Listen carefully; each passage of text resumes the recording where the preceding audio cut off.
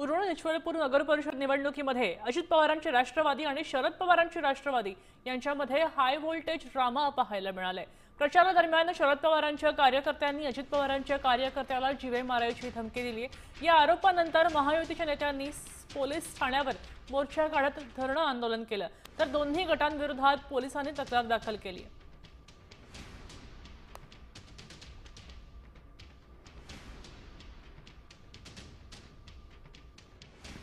महायुतीचे उमेदवार शकीर सय्यद हे त्या ठिकाणी प्रचार करत असताना आघाडीचे त्यांचे विरोधी पक्षाचे उमेदवार खंडेराव जाधव यांनी त्या ठिकाणी जाऊन त्यांच्या समर्थकांनी त्यांना प्रचारावरून त्यांच्यामध्ये वाद झाल्यावरून दोन्ही पक्षातर्फे पोलीस ठाण्याला परस्पर विरोधी तक्रारी दाखल केलेल्या आहेत।